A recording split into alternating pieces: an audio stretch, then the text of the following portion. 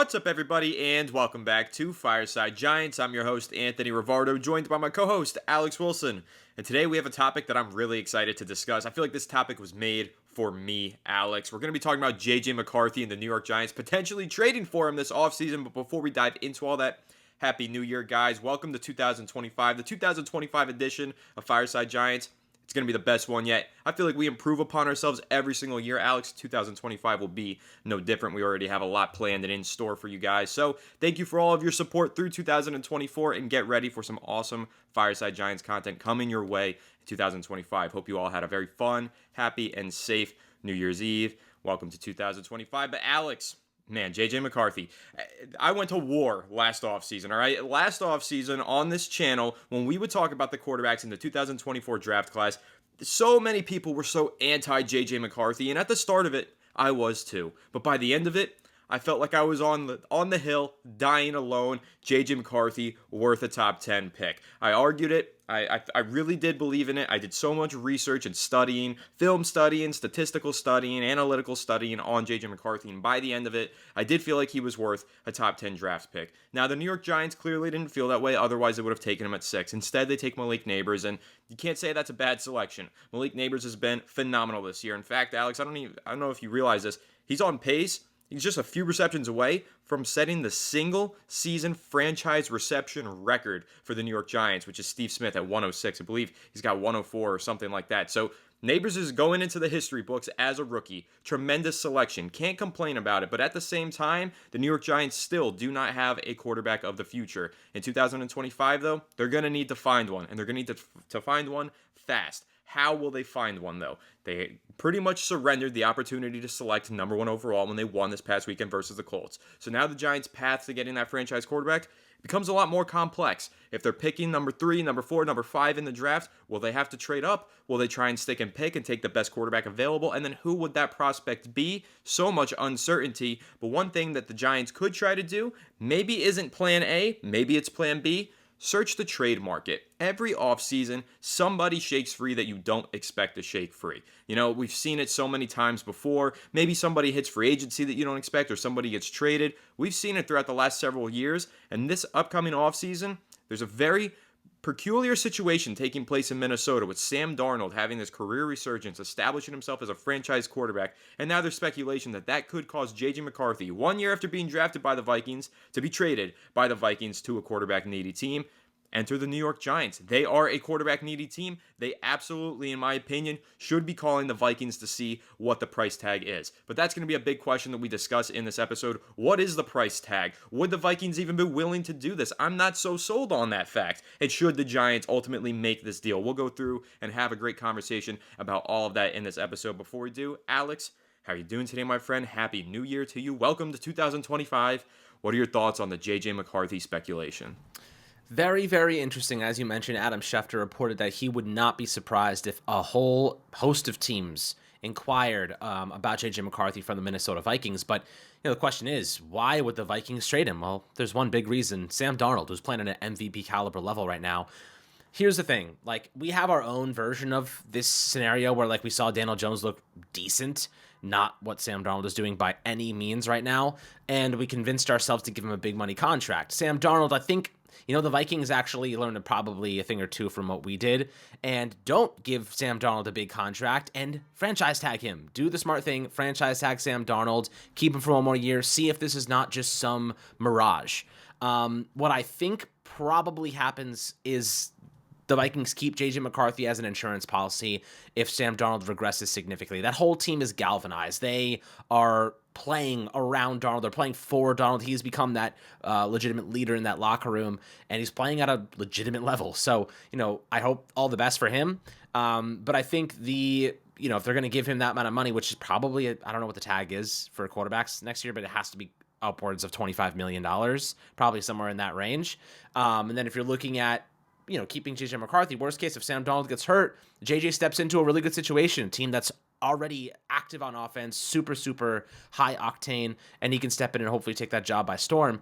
If you end up, trading away, you have to go get a veteran that can replace Sam Darnold at a competent level, who doesn't really know your system all that well. JJ McCarthy's been learning it for what would have been more than a year already. So why would they trade him? Well, maybe they think they can win with Sam Darnold now and they can get an extra draft piece that can plug a need for them, whether that be a first round pick or a second round pick. We're going to discuss that.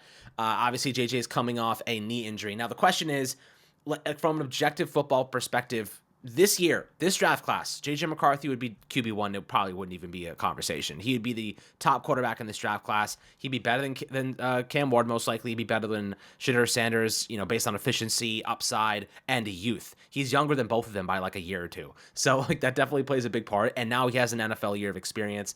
Obviously, 1 year off his 5-year deal that includes a 5th-year option as a first-round pick is now gone. So you lose that year of control, but you get a guy who's coming up from a Kevin O'Connell offense, a guy that's been learning behind Sam Darnold, learning how to play at a very high level, from a mental perspective, how to analyze film, break down film at an NFL level. Like, that's a player that year of experience mentally, yes, he may not be getting all those big-time reps in games, but that's what player teams do. Good teams have quarterbacks wait, sit, learn, and prepare themselves for the opportunity. JJ McCarthy, he hasn't been playing that much or at all, but he's been learning behind the scenes, and that's all you really want from a young quarterback who's just trying to get his feet wet in the NFL. Good kid, plenty of upside. So I think it's interesting, Anthony.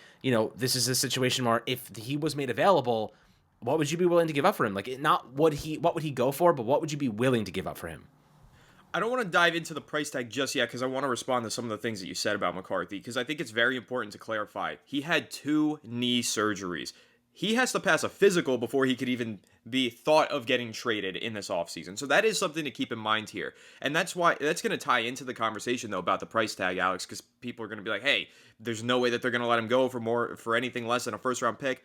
Guys, he had 2 knee surgeries. We don't even know how healthy he is, if he can even play in 2025. Probably. It was a meniscus tear, not an ACL. Usually a quicker recovery time, but even still, he had 2 knee surgeries. So would he even be ready for the start of the 2025 season? That's probably in question, which is only going to drive his price down further and also create more risk for the team inheriting him. That's going to motivate them to pay less for JJ McCarthy. So it's all going to tie in together with that injury. But you did make a really good point there, Alex. He missed his entire rookie season. That sucked. I was like heartbroken when I saw that he was having season-ending surgery. I really wanted to see what JJ McCarthy could do as a rookie in Kevin O'Connell's system. Now, I'm very excited for what happened with Sam Darnold over there. That's been one of the best storylines to follow in the NFL this season. And man, Darnold's a great player, and I think he's going to have a long and successful career with Minnesota going forward. But he's probably getting franchise tagged, and if not, it's probably a deal that's only it's only a 2 to 4 year deal, but it's got an out after 2 years, right? They're going to set it up to where if Darnold can't do this in back-to-back years, or he can't sustain this level of play, they're going to give themselves the opportunity to get out of that deal. And that's ultimately going to probably prevent the Vikings from actually entertaining these trades for JJ McCarthy. But there is a chance that he shakes free, and so that's why we're having this conversation, going to dive into it. One of the things, though, Alex, that I think is really exciting about potentially adding a JJ McCarthy, look at what Darnold stepped into with Minnesota. He has had a tremendous amount of success this year, and he deserves the credit for it. But you have to also acknowledge a lot of that success comes from the fact that, yes, he's playing with a good coach, and he's playing with a great wide receiver in Justin Jefferson. We made this argument last year, Alex, or at least a lot of Giants fans did. Whoever you drafted at number 6, if it was a quarterback, isn't stepping in and having immediate success with the Giants because they don't have a legitimate playmaker. Well, that's not the case this time around because they have Malik Neighbors. I would love to see J.J. McCarthy. He's got a strong arm, throw the ball downfield, and get the most out of Malik Neighbors. He's been a superstar this year. He's put up record-breaking numbers, yet he doesn't even have stabilization at quarterback. Makes it all the more impressive and makes it all the more exciting for the prospects of the Giants actually adding a quarterback to this offense. But superstar wide receivers, I'm going to tie this in here, Alex. This weekend on Saturday, very similar player to Malik Neighbors, Ja'Marr Chase, going for the Triple Crown. That's why I'm going ahead on BetUS and taking him for 94-plus receiving yards at -115. This is one of my favorite bets of the weekend. And BetUS, of course, the sportsbook with the fastest payouts in the industry. I'm looking to get paid immediately with this Ja'Marr Chase one because I think this is going to cash. It's against the Steelers, a really good defense, yes, but Chase is going for the Triple Crown, and the Bengals have to win this weekend in order to have a chance of clinching a playoff spot. That's why they're playing on Saturday. So I love betting on those stars in those big playoff ramification games, and Ja'Marr Chase, one of the easiest stars in the NFL to bet on. He has just been consistent every single week, tons of receptions, tons of receiving yards, and receiving touchdowns. I'd even take him for an ATD. I'd even just build a Jamar Chase parlay. Jamar Chase, Joe Burrow parlay. Why not? Those are the easiest guys in the NFL to bet on right now. So 94 plus receiving yards at minus 115. I love it. I'm going to lock it in, throw $10 on it on BetUS and see if I can cash with this one on Saturday afternoon. So guys, make sure to go check out BetUS, a sportsbook with the fastest payouts in the industry. And make sure to use code YouTube150 for a 150% deposit match up to $2,000. Now, Alex, let's get back to the JJ McCarthy thing. But again, I want to tie that into the Jamar Chase because when Joe Burrow stepped into the league, he had Jamar Chase stepping right in with him. And that obviously allowed him to have immediate success. He had an injury. Actually, Joe Burrow is a pretty good comparison here. Joe Burrow, Jamar Chase is a good comparison here, Alex, because Joe Burrow also had a season-ending knee injury as a rookie. So you kind of think of the idea of pairing that rookie quarterback or young quarterback with a young budding star receiver. You could hope to create a situation on offense similar to what the Bengals have by trading for JJ McCarthy. But now that I've kind of discussed some of the other points on McCarthy, I'm going to get to your original question here. How much would I personally be willing to give up? I know you said not how much do you think it's going to cost, how much would I be willing to give up? I'm going to answer both of those things. I don't think it's going to cost a first-round pick to trade for JJ McCarthy. I don't know if I would give up a first-round pick for JJ McCarthy. I haven't really decided that yet, which I know is surprising probably for a lot of you listening to this because I was the big JJ McCarthy guy last year. I really was fine taking him at number 6. In my mock draft last year, Alex, I think you remember, I traded up to number 4 to take JJ McCarthy because I didn't want the Vikings to jump up and steal him. So I was a huge JJ McCarthy guy. Even still, I don't think that you can justify trading a top 5 draft pick for a rookie quarterback, or not rookie quarterback, second-year quarterback who tore his knee the season prior. I'm not sure that it makes sense because one of the main pros to trading for a player on their rookie contract is that you have a 4-year deal plus a 5th-year option. You don't have that trading for JJ McCarthy. He's basically a rookie. Yes, I know that he did all that learning behind the scenes that you mentioned, and that is important. But at his core, he's basically a rookie with no regular season snaps under his belt, coming off of a significant injury. So he's not exactly the guy that you pay the ultimate premium first-round pick price for, in my opinion. I might be persuaded to doing it depending on how the draft board shakes out and whether or not the Giants can draft a quarterback, and depending on what happens in free agency, maybe I would make that deal with a first-round pick for JJ McCarthy. But I think it's a tough bridge to sell, and I think all other NFL teams interested in McCarthy are going to feel the same way. I don't think they're going to be willing to give up a first-round pick. Everybody's going to bring this up when I say Josh Rosen. They're going to say Josh Rosen was already bad when he got traded to the Dolphins. Yes, he was, but this is revisionist history to say that he was never going to be traded for a first-round pick because I distinctly remember there were conversations from Giants fans and other fans, should they trade a first-round pick for Josh Rosen? It was the same conversation. He was projected to be traded for a first-round pick. He ended up being traded, Alex, for a second-round pick and a future 5th-round pick. I think it's going to be similar compensation for McCarthy if he does get traded. I don't think he gets traded for first. I think it's going to be a Josh Rosen model trade, but a little bit more expensive because J.J. McCarthy was a better prospect coming out of Michigan than Josh Rosen was coming out of his school like UCLA. So for McCarthy, I don't think it costs a first. I don't think I would be willing to give up a first, but I would give up a second, and I'd probably be persuaded into giving up 2 seconds if it means that I'm getting this low-risk, high-reward opportunity to potentially trade for a franchise quarterback, because that's what this is. I've been saying it for weeks. You got to throw darts at the board. You got to swing for the fences with the quarterback position. You miss 100% of the shots that you don't take at a quarterback position. Trading for JJ McCarthy, it's just one swing. It doesn't have to be your final swing either. You could trade for him, and if he doesn't work in 2025, 2026, you're probably bad and in position to draft another quarterback. The same thing that the Miami Dolphins did. They traded a second, they got Josh Rosen. The next year, they still drafted Tua Tagovailoa. So JJ McCarthy would give you potentially a franchise quarterback, but at the worst, you just lose out on a second-round pick and a terrible draft class. That's what this draft class is shaping out to be. It is not the same as the 2024 class. The 25 class is not looking nearly as good. Alex, I know that I've been rambling on for a very long time. You knew that this was going to happen, though. Obviously, I had a lot to say about J.J. McCarthy. So I want to hand it back to you, though, and just get your take on it. If you're looking at the Josh Rosen trade, do you think that that's the model here for NFL teams to follow? Or do you side with the other side of the argument? Do you think that it's going to be more expensive to trade for J.J. McCarthy? Me personally, I think it's closer to the Josh Rosen, a little bit more expensive, but I do not think it will cost a first-round pick for J.J. McCarthy. Well, yeah, I mean, let's assume that the Vikings, in this instance, I don't think they're going to trade him, but let's assume that they are willing to, for the cause of this argument.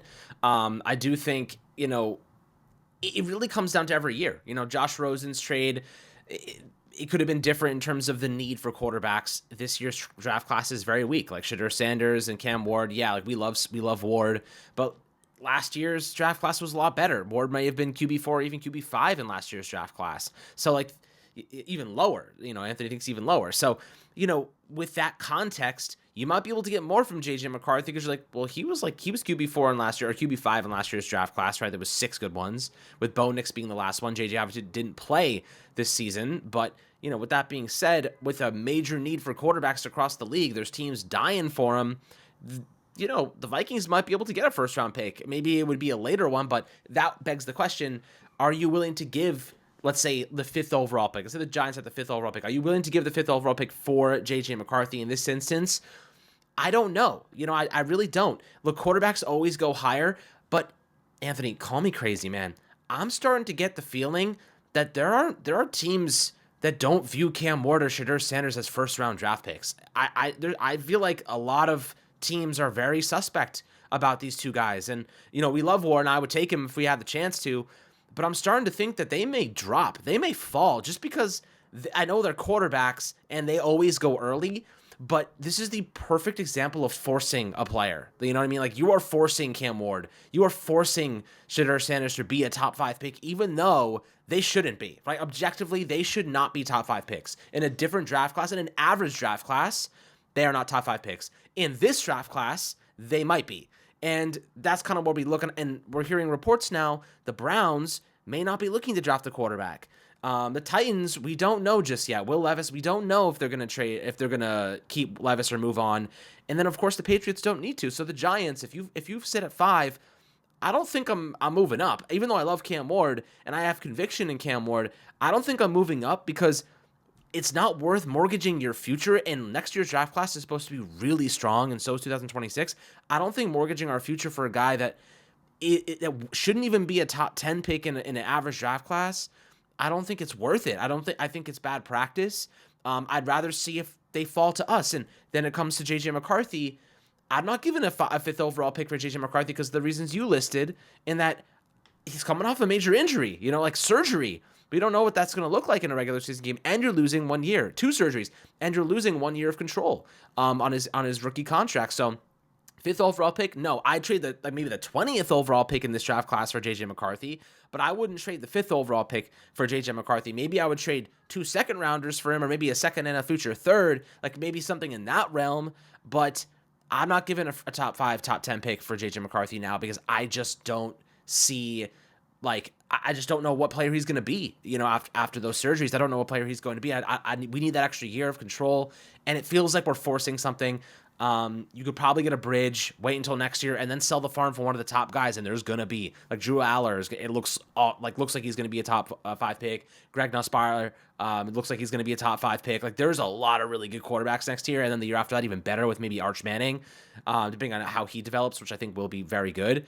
I don't know. Like, I'll get your opinion on that because I'm starting to think that some of these quarterbacks may drop in this year's draft class. Cam and Shadur, I don't think people are convicted or have conviction in these guys just yet. Yeah, so you said a lot there, so I'm going to try to respond to as much of it as I can. First of all, I want to just point out Drew Aller, who you mentioned, who I do really like, and I see a lot of traits in his game, very high-level traits. Like, the potential is there. Needs to get drafted to the right situation, needs to get the right coach coaching him. Could be a superstar. Like, we all see that potential Drew Aller, I think. But a point that I want to make there, Alex, you mentioned him as potentially the top quarterback in the 2026 class.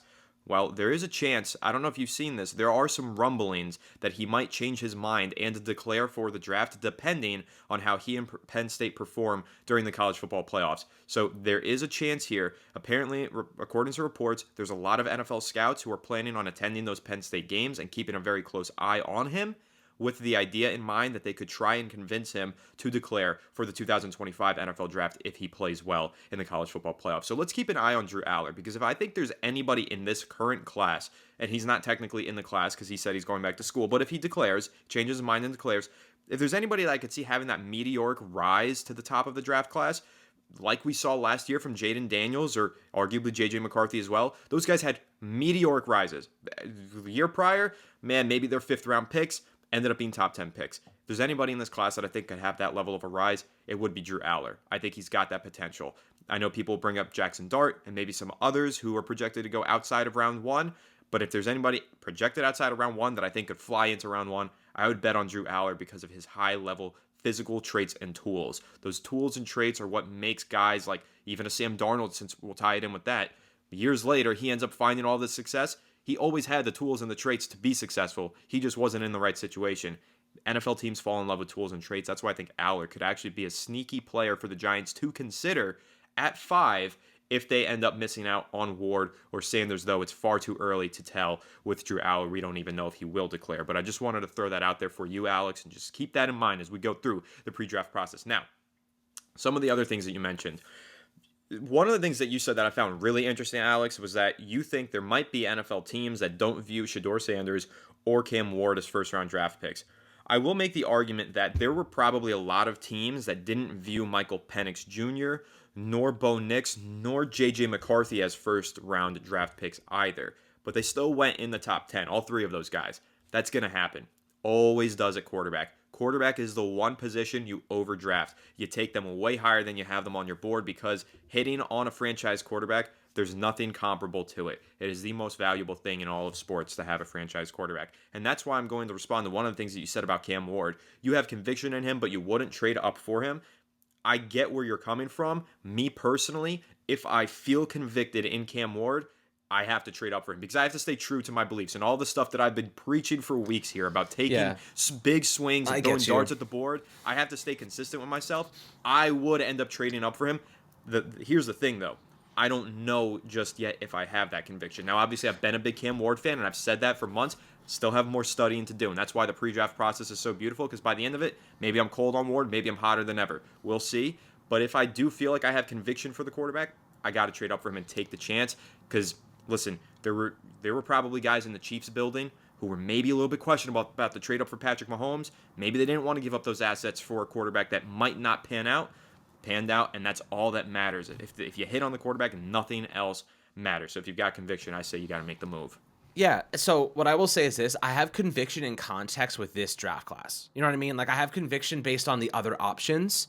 But if it was last year, I don't know if I would have as much conviction. It's just like, it's always based on what the available options are. And the options are bad, man. Like, the options are so bad in this year's draft class. And I have conviction. I love Cam Ward. I would take him.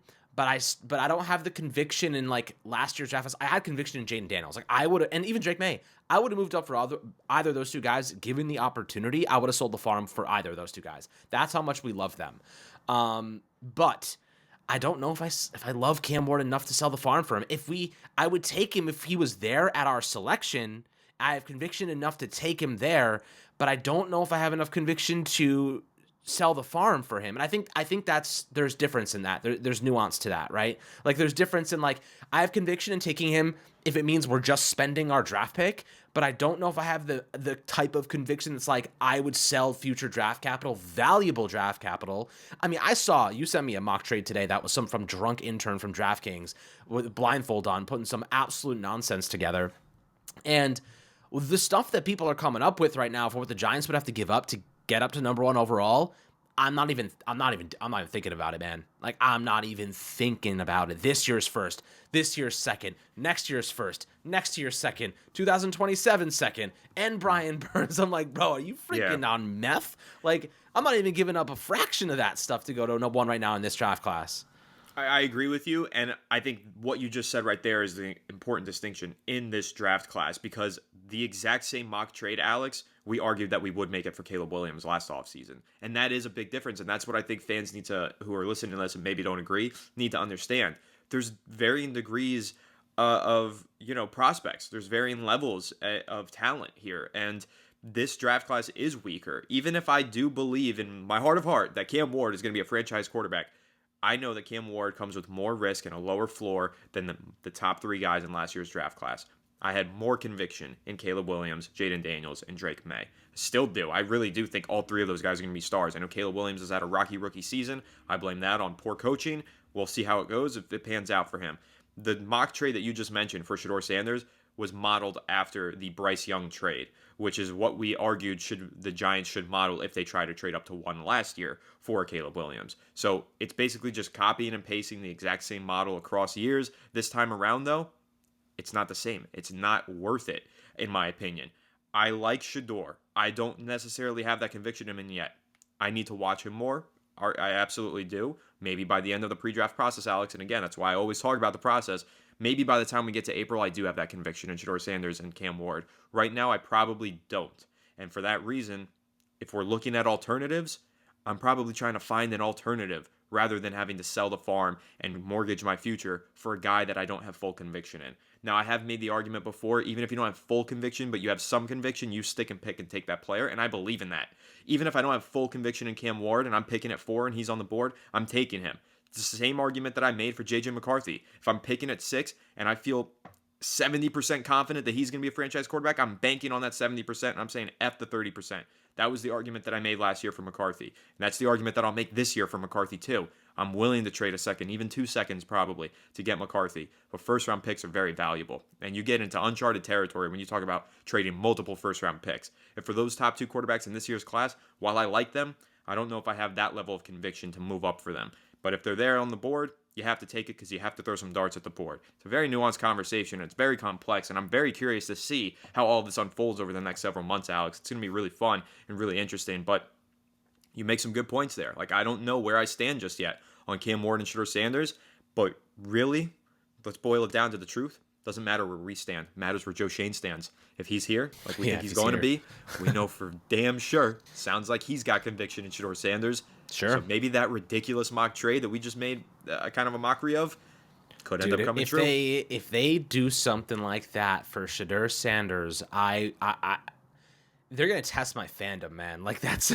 like since birth I've been a Giants fan. That type of bullshit would test my fandom. That type of stuff would test it. You know, like that's like we have a monkey with tambourines at the helm. That's the type of stuff that's made of. So I don't know, man. Like right now I'm feeling like if we had the first overall pick, I'd spend it on Cam Ward. Like I could do that. I could do that because we didn't have to give up anything to get him. But if I have to give up future assets, and this team is so thin, so weak at so many positions, we need that draft capital. You know what I mean? We need it. I just don't know how the rest of the league feels about these quarterbacks right now. I don't know how they feel about Sanders or how they feel about. We're hearing tons of media stuff and tons of this and that, but I have heard nothing from actual teams that indicate any sort of conviction in these quarterbacks as top. I mean, for all we know, the Giants feel pretty confident that Sanders is going to be there at 4, 5, 6. You know what I mean? Who knows? They could fall that far. Quarterbacks are always, obviously a preference, but we'll see. The Giants forced Daniel Jones at 6 years ago, and they went for the upside, they went for the hope. But I just don't know what other teams are thinking right now in terms of these prospects. I would take him if he was there. I'd take one of those guys if they were there. But I can't justify trading our future, especially with a head coach and general manager on the hot seat, mortgaging our future for a quarterback. That's just bad practice. I don't think if I was John Mara, I wouldn't let them trade for it because they could get fired after next year. And now we're out draft picks and a new regime coming in and inheriting a quarterback that wasn't theirs. That's the worst case scenario, and it's the most Giants thing I could ever think of. Yeah, most Giants thing. And for clarity's sake, though, I'm just going to throw this out there to protect us, Alex. We could change our minds. Guys, keep that in mind that we could change our minds. And by the time we get to April, maybe we are all in on a trade up. But right now, this is where we stand. And our opinions do change. I just want to throw that out there because when it comes to things about the draft, people love to say, oh, I remember you saying this back then. Well, minds change. More information gets gathered. Opinions can shift. So I just want to throw that out there as a clarification. Now, I got a couple things that I want to say, Alex. And the first one that I want to do, it's a little exercise here. So it's going to be a little bit of fun. It's going to be, we're getting to really ridiculous territory with this question I'm going to ask you, but I'm going to have you pick between certain guys that the Giants could trade for. You ready for this? All right. JJ McCarthy. This is trades for quarterbacks in the league. JJ McCarthy or Bryce Young. Which one do you pick? Ooh, JJ McCarthy or Bryce Young. Right? Who would you rather trade for? I think Man, that's a good question. Bryce Young, what I've seen from him the second half of this year is Alabama Bryce Young. He looks really freaking good. JJ's never played, but then you're also forfeiting a year because Bryce Young's been in the league for 2 years. So, Well, what am I trading? The same amount of draft capital, like the same exact amount?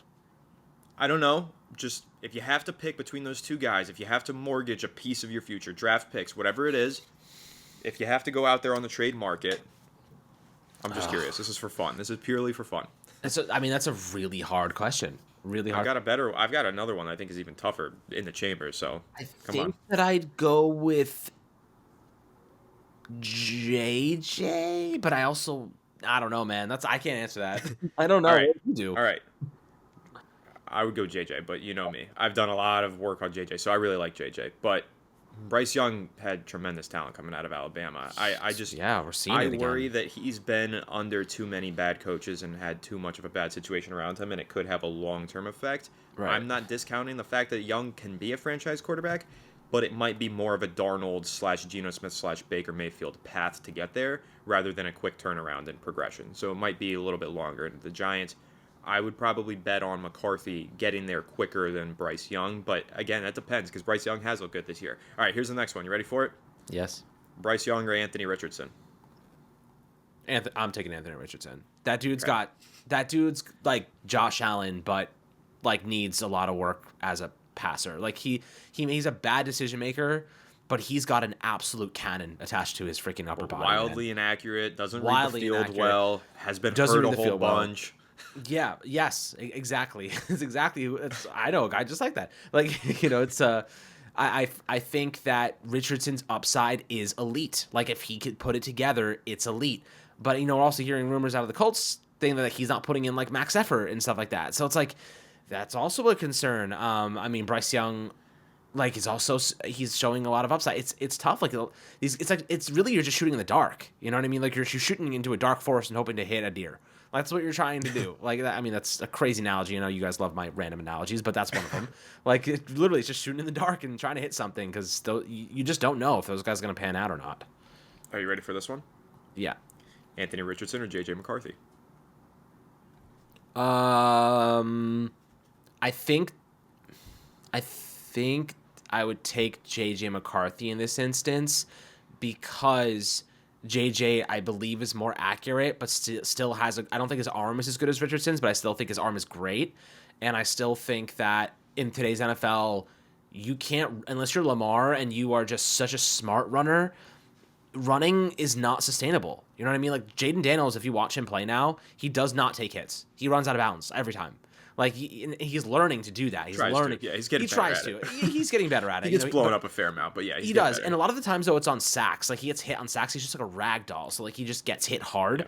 But when I look at JJ, like I think that he leans on his arm more than his running qualities, and I think that in today's NFL that is a better practice. Same with Bryce Young. So I think in that instance, I'd probably go like revisit that kind of answer and then maybe say Bryce Young over Richardson. But I think JJ over Richardson for sure, just because Richardson, I just don't trust to stay healthy. And like, that's a big factor for me. Yeah, I think you know where I stand. I like JJ McCarthy the best out of these guys. I also think it factors in the fact that he is 21. He's youngest of them all, and he's got more time left on his contract. So those things all constant, I would trade for him instead. But I do think that if you're looking at reclamation projects, if the Panthers or Colts were willing to give up very early on those guys, maybe they sign a quarterback like a veteran who they prefer and they just want to give the youngster a change of scenery. If Richardson or Young were to become available for trade, I do think that those are other avenues for the Giants to explore. I don't think necessarily those teams are going to put those guys on the trade block, but again, for fun, I wanted to throw that out there. Now, here's another question that I have for you, and this one's kind of a big one. If you trade for JJ McCarthy, second round pick, let's say, that's the price tag, second and some change. If you trade for him, does that prevent you from drafting a quarterback in the first round if Cam Ward or Shedeur Sanders is still on the board? Say it one more time so I can think of this through. If you trade for JJ McCarthy, you keep your first round pick. So McCarthy costs you a second and some change. Does that prevent you from drafting Shedeur Sanders or Cam Ward with a top 5 pick if they're still on the board? So you're saying add two of them. You're saying add like you would add McCarthy and Cam Ward potentially. You'd have them both on your roster. Does McCarthy trading for McCarthy prevent you, or do you view that as you've got two options and see which one plays better? I think you only do one of those options because I think having veteran leadership is so important. Like having someone to lean on, a mentor, like is so important. And I don't view JJ McCarthy as a mentor. I view him as a project as well right now. Agreed. Okay. In free agency, you sign a veteran bridge quarterback. Then you trade for McCarthy. Is that then far too much of an investment, 3 into your quarterback room, to then go first-round quarterback on top of McCarthy in a veteran bridge? I'm talking like a 1-year, $10 million bridge, similar. Let's call it like Carson Wentz. We were talking about him earlier, like a Fields or Carson Wentz. A hopeful reclamation project similar to what the Vikings did with Darnold. Is that then a Wentz or Fields plus McCarthy? Does that prevent you from taking a quarterback in the first round? Yeah, of course it does. At that point, you have JJ McCarthy and a veteran, and now you can use your 5th overall pick either on a Will Johnson, a Mason Graham, God willing, the Travis Hunter's sitting there for you. Like, you could go for one of those very few blue chip prospects in this draft class. There's not many. There's like 3, and you just take the bet that you just go BPA and just get better. You just improve your roster, and I think that's probably the best way to go about it. Your quarterback room looks a hell of a lot better because the upside's actually there. Yeah. Right. But what if you feel like Cam Ward is the BPA? Do you stick to BPA? I'm going through this because I think it's such an interesting domino effect. Like it then tests your moral compass as a general manager, like your ideology as a general manager. In this instance, you've already acquired JJ McCarthy, and then Cam Ward ends up sitting there. Let's say, trading back for a team that wants him. Okay. I'm trading back for a team that wants Cam Ward because this draft class is weak, and BPA does not mean like this player is going to be good. It's just the best player on your board in a weak draft class, right? So like I do think like if you don't necessarily have to go BPA in this draft class. You trade back for a team that wants that quarterback, and you stack up for 2026, and you live to see another day because you understand that. I mean, Anthony, let's be quite honest with each other here. Next year is the first year of a rebuild to me. You know what I mean? Like next year should be, but we'll see who's the general manager. I think that changes everything. So. And who's quarterback? I mean, dude, the first year of a rebuild to me is the first year of a young quarterback. That is how it should be. That is how it needs to be. And unless you luck into a Sam Darnold in a rejuvenated career, which is very rare. So I do think that if you're the Giants, it's becoming more common though. It's becoming more common. Point that out. It's becoming more common. Baker, Geno. I will point out that coaching matters, and the Giants don't have good coaching. So you need a good coaching staff to get the most out of a reclamation project, and a good talent around him, and a good offensive line. Baker has some of the best receiving talent in the game, good coordinators, a good team. Obviously the Vikings have elite receivers, a good offensive line, great defense this year. Like I say, not great, but good defense this year. They've been pretty damn good, and the Giants have neither of those things. They have a subpar defense and a horrible offense and a questionable offensive line and one good receiver. Like that's got Neighbors. You hope that Neighbors becomes that elite player. Yeah. I don't see a reclamation project coming here and succeeding with the Giants because our coaching is not good enough and we just don't have the pieces for it right now. But I could see them drafting a quarterback with some upside, having them be that mentor, having them be that stepping stone, bridge, for lack of a better word, to a young quarterback. And that's how I think this draft class, with the quarterbacks in this draft class, none of them are ready to step in and be immediate starters, in my opinion. They need at least half a year to sit behind a bridge, whether that be a Justin Fields, whether that be it could be a Jameis Winston, whether it be a Carson Wentz, it could be anybody.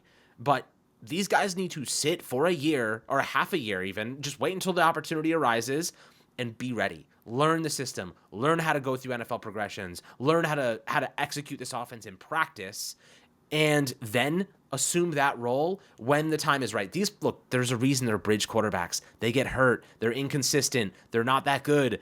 The second you hit a situation where it's just not going so well, you just turn the page and you end up with a top 10 pick anyway, most likely. So the Giants probably, in a realistic nature, end up with a top 10 pick next year in 2026 draft class because rookie quarterbacks usually don't look that good unless you have a tremendous overturning in coaching, like a huge evolution in coaching, or you have a superstar quarterback that you somehow manage to strike gold on, like a Jaden Daniels, which is very rare.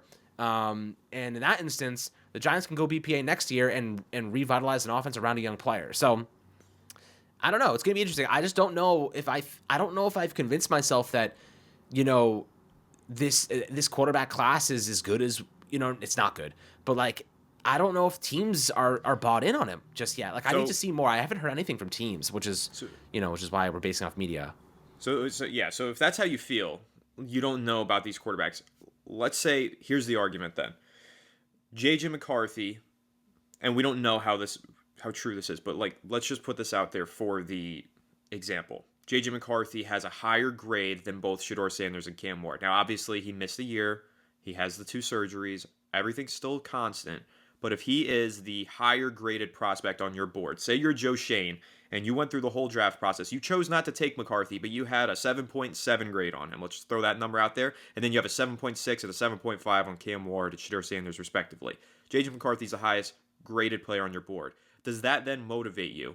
If you think he's QB1, comparatively speaking, to Cam Ward and Shedeur Sanders, does that motivate you enough to trade for him and to sacrifice a first-round pick for him?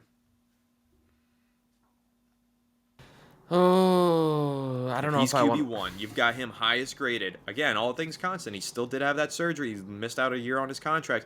But if you think he is the better graded prospect than those 2 quarterbacks that you would otherwise be drafting in the first round, would you rather just give up that first-round pick for the better graded quarterback prospect? I think it's an interesting ideological conversation. And that's kind of full circle to what our original conversation was about. Obviously the loss of a year in the contract, the 2 years, the 2 surgeries, those play a part to me. You know what I mean? Like, let's say if JJ McCarthy was coming into the NFL having just underwent 2 surgeries, his draft stock would fall, like, objectively. Absolutely. And now you have to factor in the loss of that year. So he's basically a second-round pick coming off 2 surgeries. That's what you're talking about, right? He's basically, because like you're losing that extra year off his contract, which is what you want from the first-round selection. He's basically a second-round pick coming off 2 surgeries in terms of like the longevity of his contract and where he is as a player right now, because we just don't know. So yeah, like I'm not giving up a first-round pick for him, most likely. I mean,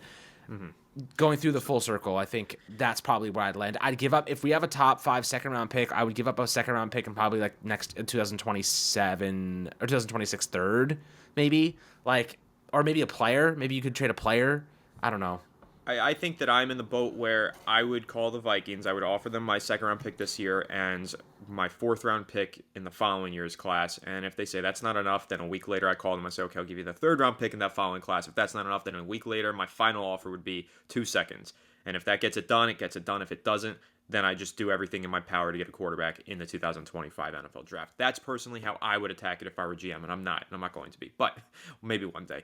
But how I feel about it is I would be willing to give up seconds, but not first, because of the length of the contract. I think that's the most important thing here. You know that quarterbacks take time to grow, to develop, even if they flash potential. Sometimes they have a down year, then they need that next year.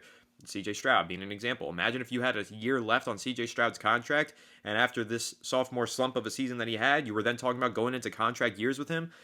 You need that longevity on the deal, and the Giants wouldn't have that if they traded for McCarthy. So I think it's a very nuanced conversation, like I've said, and like we've had a very nuanced conversation. But I am very curious to see if he even becomes available, because I think this is a perfect thing to tie this conversation up with, Alex.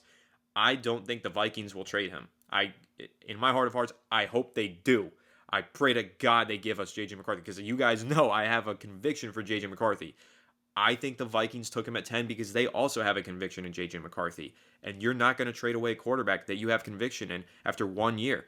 Listen, they have conviction in Sam Darnold, no doubt. Even if they sign him to a 4-year, $160 million Daniel Jones contract, Alex, the Giants wish that they had a JJ McCarthy waiting in the goddamn wings behind Daniel Jones. The Vikings are a smart front office and a smart franchise. They're going to keep that JJ McCarthy waiting in the wings, in my opinion. I think this was an interesting conversation to have and opened up a whole ideological can of worms here. And I think Adam Schefter knew what he was doing when he put out that report that teams were going to call for McCarthy. But just because teams are calling for McCarthy doesn't mean the Vikings are picking up. Doesn't mean they're entertaining those conversations. And for me personally, it really does tie into everything that I've been saying for the last several weeks. I wish the Giants had a Darnold and McCarthy pairing. I wish that they had a quarterback who's a franchise quarterback plus another potential franchise quarterback on the roster. It's the same thing when the Packers had Aaron Rodgers. 3 years later, they moved on from Rodgers, and Jordan Love, after 3 years of waiting, got his opportunity. Now they have another franchise quarterback.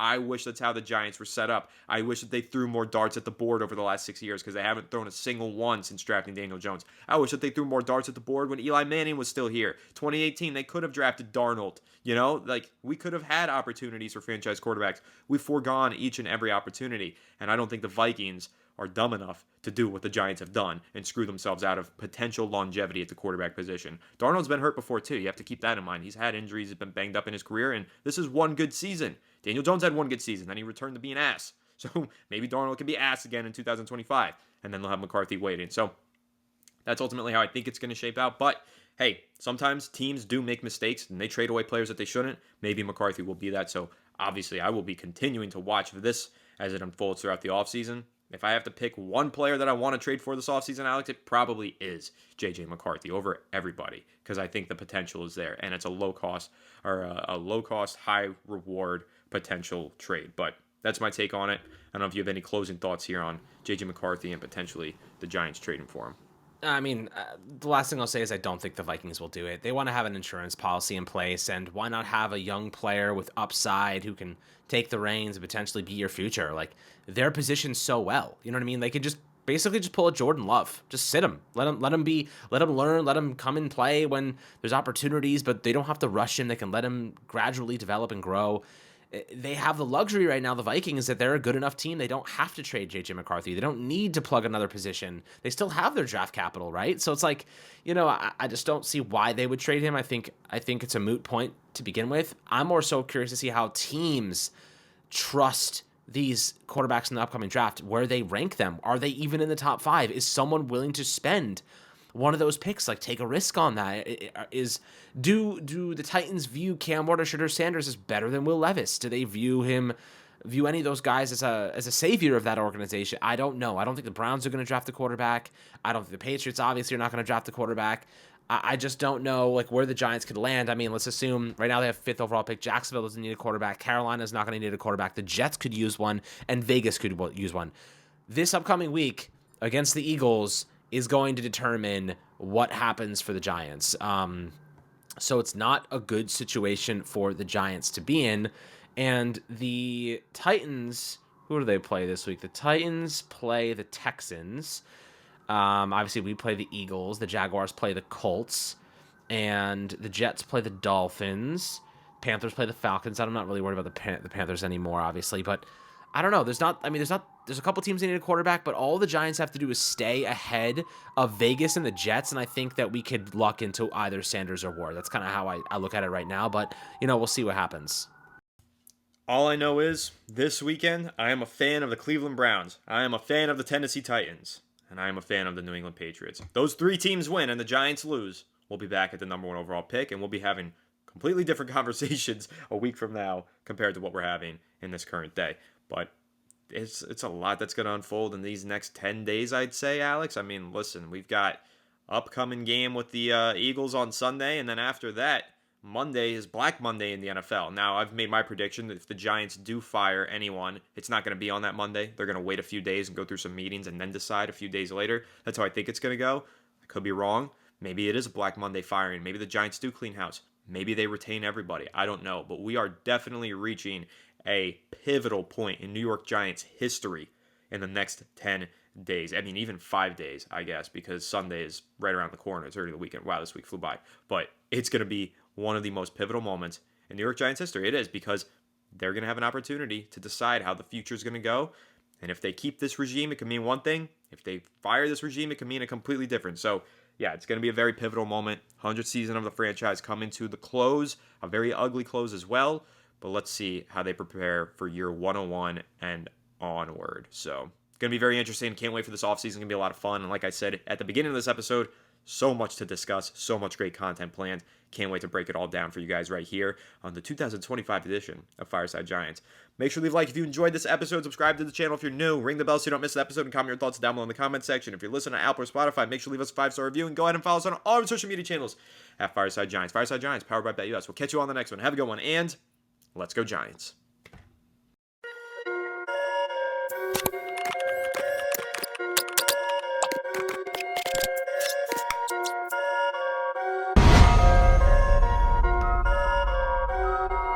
Perfect.